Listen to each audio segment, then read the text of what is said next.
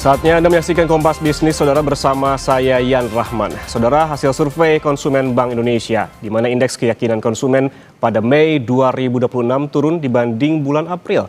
Penurunan ini menjadi level terendah sejak September 2025.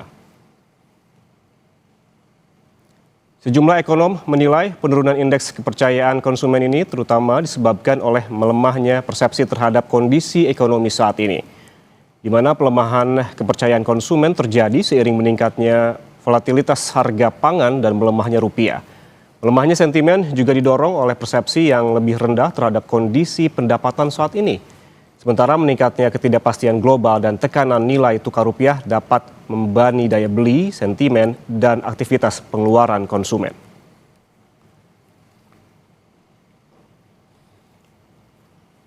Mengacu pada data survei perkembangan indeks keyakinan konsumen yang dilakukan oleh Bank Indonesia, IKK Mei 2026 turun 2,1 poin menjadi 120,9 dibandingkan April. Namun jika dilihat sejak Januari 2026, indeks keyakinan konsumen cenderung terus menurun. Hanya bulan April yang naik tipis 0,1 poin dibandingkan bulan Maret. Sementara jika ditarik lebih jauh, Saudara, penurunan bulan Mei 2026 menjadi yang terendah sejak 8 bulan lalu atau September 2025.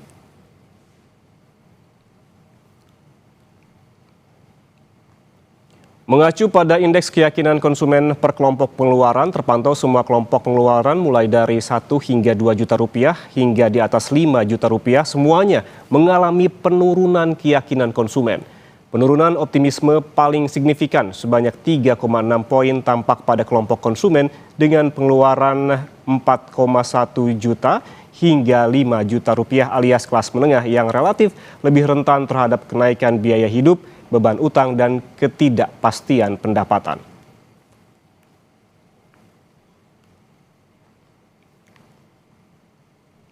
Saudara, indeks keyakinan konsumen pada Mei 2026 turun ke level terendah sejak September 2025. Mengapa penurunan ini secara konsisten terus terjadi hampir setiap bulannya? Kita bahas bersama peneliti makroekonomi dan pasar keuangan di LPM FEB UI, Teguh Rifki. Selamat pagi, Mas Rifki, apa kabar? Pagi Mas Yan, apa kabar? Kabar baik. Mas Rifki, ini ada indeks keyakinan konsumen di bulan Mei 2026 yang turun ke level terendah sejak September tahun lalu. Menurut Anda, apa saja sentimen utamanya? Ya, jadi kalau kita lihat ada beberapa sentimen utama. Pertama, ini yang mungkin sangat signifikan itu adalah kenaikan harga BBM ya, terutama kan dari sisi Pertamax yang memang menekan daya beli kelas menengah. Di mana Pertamax ini sebetulnya digunakan oleh masyarakat yang tidak masuk kategori miskin dan rentan, jadi masuk kelas menengah, tapi ini juga kelompok masyarakat yang memang tidak eligible untuk mendapatkan bansos atau subsidi dari pemerintah. Jadi ini adalah kelompok masyarakat yang memang tidak terproteksi dari social protection pemerintah, tapi mengalami potensi tekanan kenaikan harga. Di sisi lain juga ada beberapa faktor lain, yaitu seperti nilai tukar yang melemah beberapa waktu lalu dan juga harga minyak yang meningkat beberapa waktu lalu. Walaupun sekarang sudah menurun, tapi memang ada lag-nya. Jadi memang dari sisi produsen dan dari sisi penjual itu baru mulai menaikkan harga di waktu-waktu belakangan ini. Jadi memang kalau kita lihat walaupun tingkat harga minyak dan juga rupiah yang sudah menguat di level konsumen ini, tingkat-tingkat harga atau inflasi belum menurun. Bahkan kalau kita lihat inflasi terakhir itu memang mencapai titik tertingginya dalam beberapa bulan terakhir. Jadi ini adalah beberapa kombinasi faktor yang membuat IKK ini secara konsisten mengalami pelemahan dalam beberapa bulan terakhir. Ya, Mas Rifki, itu kan kalau kita berbicara soal pelemahan dari sebulan sebelumnya dari April ke Mei begitu. Kalau kita tarik lebih jauh di tahun 2026 saja begitu ada dari Januari. Ini penurunan IKK ini konsisten hampir setiap bulan turunnya. Apakah dari bulan ke bulan sentimennya sama atau ada perbedaan? Sebetulnya sentimennya sama, tapi kemudian bereskalasi. Jadi kalau kita ingat dari awal tahun 2026, kita itu mulai menghadapi konflik Timur Tengah di kisaran Februari-Maret. Lalu ini juga semakin parah. Lalu kemudian ada beberapa faktor internal yang membuat rupiah ini terus melemah. Bahkan pelemahannya ini lebih besar dari banyak negara berkembang lainnya. Bahkan rupiah beberapa kali mencapai level terendahnya sepanjang sejarah. Jadi inilah yang kemudian membuat IKK ini secara konsisten terus menurun. Padahal ini sebetulnya agak kontraintuitif, di mana padahal kita selama kuartal 1, kuartal 2 itu banyak sekali faktor musiman yang seharusnya menaikkan IKK, seperti adanya bulan Ramadan dan Lebaran, banyaknya libur panjang, dan juga banyaknya periode seasonal. Jadi ini sebetulnya tekanan ini sangat-sangat masif gitu karena banyak faktor musiman tadi tidak mampu mengerek IKK kita untuk meningkat. Nah, ini perlu diwaspadai karena sisa tahun 2026 kita tidak banyak melihat adanya faktor musiman yang mampu mengerek IKK lagi. Jadi memang ini kondisi yang memang terus akan menurun sepertinya. Oke, ada faktor musiman yang tidak mampu mengerek IKK dan juga harus diwaspadai ketika ada faktor musiman saja tidak mampu mengerek, apalagi tidak ada begitu sehingga harus diantisipasi hal ini. Kemudian jadi pertanyaan juga, ini Mas Rifki, indeks keyakinan konsumen di kelompok pengeluaran 4,1 hingga 5 juta rupiah, ini tampak penurunannya paling signifikan. Mengapa demikian? Namun jangan jawab dulu, kita bahas usai jeda, tetaplah bersama kami di Kompas Bisnis.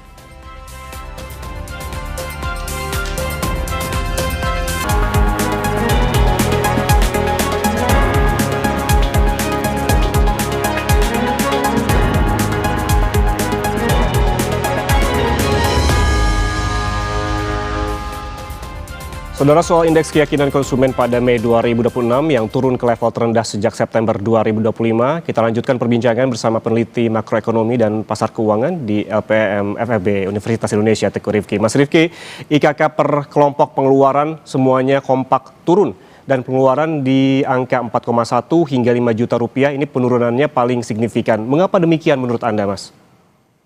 Ya, ini kalau kita bilang adalah kelompok yang paling rentan ya. Jadi ini bukan kelompok rentan, tapi kelompok yang paling rentan dari apa yang terjadi saat ini gitu. Ini adalah kelompok kelas menengah, tapi kelas menengah yang paling bawah. Jadi artinya ini bukanlah kelompok masyarakat miskin, bukan kelompok masyarakat rentan yang mendapatkan social protection dari pemerintah, yang bisa membeli Pertalite yang harganya nggak naik, tapi ini adalah kelompok yang tidak eligible untuk berbagai bantuan pemerintah, kelompok yang membeli Pertamax. Tapi ini kelompok kira-kira yang paling rendah kesejahteraannya dari kelas menengah. Jadi kemudian tidak heran kalau kelompok ini yang paling tertekan, karena di satu sisi mereka adalah kelompok yang tidak terproteksi, kedua adalah kelompok yang paling rendah dari gejolak pemerintah saat ini. Nah, ini yang pemerintah sebetulnya perlu memikirkan cara bagaimana untuk memproteksi kelompok ini, karena memang kelompok inilah yang akan mengalami goncangan paling besar dari berbagai macam eskalasi yang terjadi saat ini. Oke, jadi kelompok yang tidak terproteksi dari bantuan pemerintah sehingga harus menjadi concern tersendiri bagi pemerintah begitu ya. Kalau juga kita melihat ke indeks lainnya yang dirilis oleh Bank Indonesia, Mas Rifki, terkait dengan indeks kondisi ekonomi saat ini yang juga turun dan kelompok pengeluaran 2,1 sampai 3 juta rupiah yang paling signifikan penurunannya. Analisis Anda seperti apa? Ya, ini adalah kelompok yang memang harusnya pemerintah itu perlu pikirkan bagaimana memproteksinya. Kita sebetulnya memiliki hitungan bahwa secara umum kelompok ini dalam 8 tahun terakhir itu adalah kelompok yang mengalami penurunan daya beli paling besar. Jadi tanpa adanya shock yang terjadi di tahun 2026 ini sendiri pun, kelompok ini sudah dalam tren penurunan kesejahteraan. Nah, ditambah dengan adanya shock yang terjadi saat ini, kenaikan Pertamax, kenaikan nilai tukar, berbagai macam harga akibat tensi geopolitik, membuat kelompok ini semakin parah tertekannya. Nah, pemerintah perlu pikirkan berbagai macam skema yang perlu diluncurkan untuk memproteksi kelompok tersebut. Apakah bentuknya perluasan jaring pengaman sosial atau memberikan bansos sementara, sehingga untuk menjaga kelompok ini bisa survive di tengah ketidakpastian dan tekanan harga yang terjadi saat ini. Oke, berarti prioritasnya bagaimana kelompok ini survive terlebih dahulu ya, dengan tadi disebutkan bahwa skema Betul. soal jaring pengamanan sosial. Kemudian ada juga yang jadi concern begitu terkait dengan indeks ketersediaan lapangan kerja per tingkat pendidikan, baik ada SMA, diploma, sarjana, hingga pasca sarjana yang juga kompak turun ini. Apakah ini mengartikan semakin sempitnya lapangan kerja saat ini, Mas Rifki? Iya, kita melihat belakangan ini penciptaan lapangan kerja yang berkualitas. Jadi tidak hanya lapangan kerja secara umum, tapi lapangan kerja berkualitas ini sangat-sangat terbatas.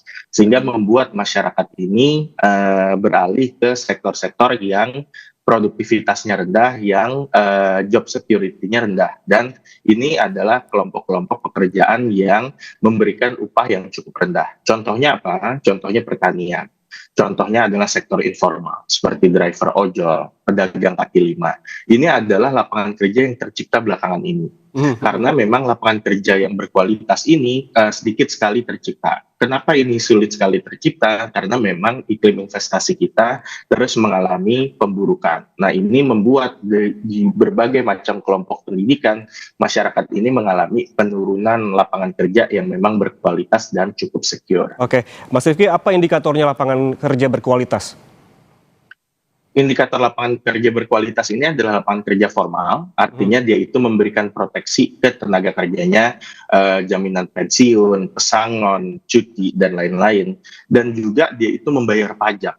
Jadi ini juga memiliki kontribusi terhadap penerimaan fiskal negara. Di sisi lain, lapangan kerja berkualitas ini juga memberikan upah yang stabil. Jadi, lapangan kerja di sektor manufaktur, di sektor jasa, ini semua adalah lapangan kerja yang berkualitas. Jadi, kata kunci pertamanya adalah dia itu formal dan dia itu terjadi di sektor-sektor yang memang produktif. Jadi, tidak hanya di sektor-sektor yang rendah produktivitasnya seperti pertanian. Oke, tapi kalau kita melihat fenomena saat ini, data dari pemerintah menjadi seolah mencampur baurkan antara sektor formal dan informal. Ini bagaimana kita bisa melihat fenomena ini, Mas Rifki? Iya, jadi kalau di Indonesia itu memang masyarakat ini cenderung tidak memiliki kemewahan untuk tidak bekerja. Artinya apa? Kalau masyarakat ini terkena PHK dari lapangan kerja formal, dia seminggu, 2 minggu kemudian harus kembali bekerja di lapangan kerja informal. Kenapa? Karena jaring pengaman sosialnya tidak cukup untuk dia bisa mencari lapangan kerja formal berikutnya.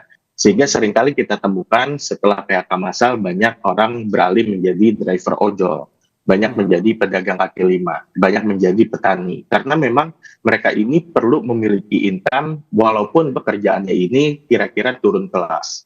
Nah, ini yang membuat tenaga kerja di Indonesia itu tidak bisa kembali ke lapangan kerja yang formal dan berkualitas. Nah, ini yang perlu dibenahi oleh pemerintah karena memang iklim investasi sekarang ini tidak mengencourage terjadinya penciptaan lapangan kerja berkualitas dan justru lapangan kerja yang informal. Nah, ini juga pemerintah betul-betul perlu pisahkan agar datanya ini nggak misu di dunia. Oke, kita juga perlu begitu ya mengetahui ataupun pintar-pintar membaca data terkait juga dengan sektor mana yang formal dan juga informal agar tidak bercampur baur begitu terkait dengan lapangan pekerjaan ini. Kalau kita beralih ke indeks pembelian barang tahan lama, Mas Rifki, ada yang stagnan namun sebagian besar turun. Jika bisa dielaborasi terkait data ini dengan daya beli masyarakat saat ini seperti apa, Mas? Barang tahan lama itu orang akan meningkatkan pembeliannya kalau daya belinya meningkat. Jadi kalau masyarakat income-nya meningkat, kalau dia semakin sejahtera, kecenderungan dia membeli barang tahan lama itu akan semakin besar. Apa itu barang tahan lama? Elektronik, kendaraan bermotor, rumah, itu akan dibeli kalau masyarakat itu daya belinya meningkat. Kalau daya belinya menurun, orang akan menunda membeli barang tahan lama. Karena apa? Karena orang akan berfokus untuk melakukan belanja di kebutuhan yang singkatnya, kebutuhan sehari-hari, makanan, pakaian, dan lain-lain. Jadi memang ini menunjukkan adalah bahwa daya beli masyarakat itu terus menurun karena ada shifting terkait dengan pembelian barang tahan lama yang juga menurun. Berarti ini sudah mulai terlihat begitu dari data yang di mana ada penurunan secara konsisten, artinya ini ada daya beli yang juga menurun secara konsisten begitu ya, Mas Rifki? betul, betul. Berarti kalau kita lihat juga, Mas Rifki, ada juga indeks ekspektasi begitu yang juga dirilis oleh Bank Indonesia terkait dengan penghasilan yang juga kompak turun. Ini terkait dengan penghasilan di semua kelompok pengeluaran. Apakah artinya optimisme warga pada perekonomian nasional sudah mulai terkikis saat ini? Saya rasa iya, kita melihat indeks keyakinan konsumen ini sudah secara konsisten menurun dari awal tahun ini. Bahkan ini mencapai titik terendahnya sejak September tahun lalu. Artinya kita sudah mengalami cukup lama kita mengalami penurunan tingkat kesejahteraan dan ekspektasi masyarakat ini kemudian mengadjust terhadap kondisi ke depannya. Kecuali pemerintah melakukan strategi reformasi struktural yang signifikan, yang meaningful, nampaknya sentimen dari masyarakat ini akan melihat tren penurunan indeks keyakinan ini akan terus menurun. Artinya adalah confidence masyarakat terhadap kondisi ekonomi pun juga akan secara konsisten terus menurun paling tidak dalam waktu dekat. Strategi struktural seperti apa misalnya, Mas? Saya rasa pertama mungkin pemerintah perlu acknowledge bahwa sekarang ini kondisi daya beli sedang melemah. Jadi artinya memberikan sense of crisis terhadap masyarakat. Kedua, pemerintah meng-acknowledge bahwa akan melakukan langkah-langkah untuk memperbaiki daya beli. Sejauh ini kan kita belum melihat ada langkah dari pemerintah yang memang mengadres daya beli. Pemerintah hanya mengadres isu fiskal misalnya dengan menaikkan harga Pertamax, selalu intervensi terhadap nilai tukar rupiah. Tapi kombinasi dari semua ini yang kemudian menurunkan daya beli, ini belum diadres oleh pemerintah secara spesifik dan konkret. Oke, dari data juga yang menarik ini, Mas Rifki, adalah indeks ekspektasi ketersediaan lapangan kerja per tingkat pendidikan. Ini hampir semua naik kecuali tingkat SMA. Apa yang bisa kita baca dari data ini? Banyak lapangan kerja kita ini memang tidak match dengan skill masyarakat gitu. Jadi artinya untuk lapangan kerja di level pendidikan yang rendah, SD, SMP itu mungkin cukup tersedia. Untuk yang level sangat tinggi pun lulusan universitas mungkin tersedia, tapi seperti SMA, SMK itu kita belum memiliki lapangan kerja yang cukup. Bandingkan misalnya dengan negara lain yang bisa menyerap lapangan kerja SMA dan SMK. Artinya apa? Ini kombinasi dari supply dan demand. Dari supply-nya mungkin kurikulum kita ini tidak match dengan kebutuhan lapangan kerja saat ini. Dari sisi demand-nya sendiri pun banyaklah penyedia kerja ini tidak kemudian menciptakan lapangan kerja yang menyerap tenaga kerja ini di level SMA dan SMK. Jadi kalau kita lihat misalnya dalam beberapa tahun belakangan seringnya terjadi PHK massal itu biasanya yang paling cepat terkena itu adalah yang lulusan SMA dan SMK.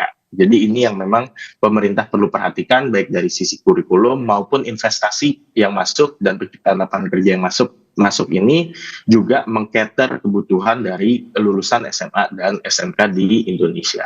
Oke, berarti kurikulum yang tidak match ini patut diperhatikan begitu karena memang pada ujung-ujungnya pendidikan juga bermuara di pekerjaan begitu.